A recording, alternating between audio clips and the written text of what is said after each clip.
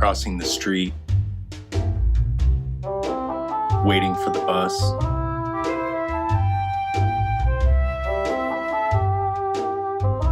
Walking from point A to point B.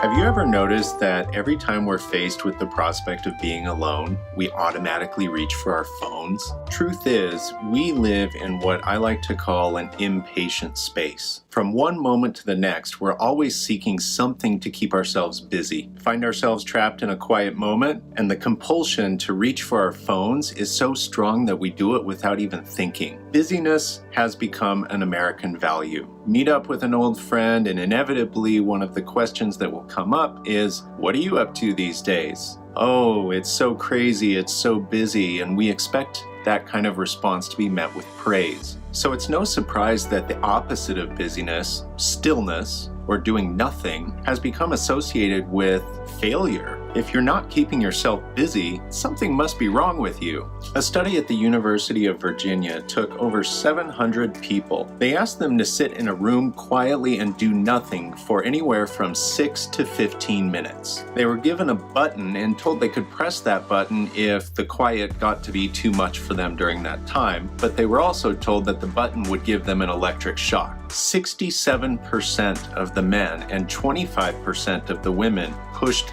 the button before the 15 minutes was up. The subconscious can be a pretty scary place. We often shove thoughts aside and avoid dealing with them, and that can cause problems. Imagine that each one of these thoughts is like a dog on a leash. We get enough dogs pulling on us, or we get maybe one really unruly dog, and those thoughts can end up having a huge impact on our lives without even realizing the effect that they're having. Sitting alone with our thoughts gives us the opportunity to do a little bit of housekeeping of the brain. Once we get all the clutter cleared out and organized and put away, then it gives us a lot more room for the really good stuff. Here's your big, expensive college word of the day: rumination. Let's say you sit down with a bowl of one of my favorite snacks, popcorn. You finish off the bowl, or maybe even a second, and afterwards you suddenly realize you have a kernel stuck in between your teeth. So you start pawing at it with your tongue, trying to fish it out.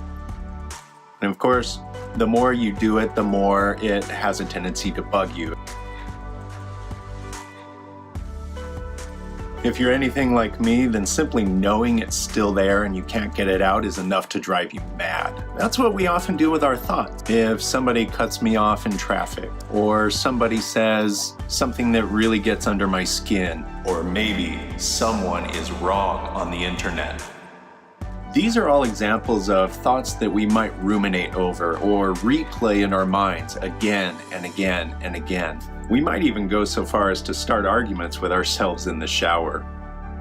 Rumination is a pretty serious waste of brain activity. Usually it happens mindlessly because we haven't set aside enough time alone to reconcile those thoughts, to clear out the clutter. As we reconcile those thoughts, we think of ways to deal with them, and we let go of the things that we can't change. As a result, how often have you found yourself ruminating right before bed, unable to go to sleep? That's your brain trying to tell you it needs some downtime. This week, as we complete our 4th activity and wrap up the first module, what I want you to do is spend some time alone in thought.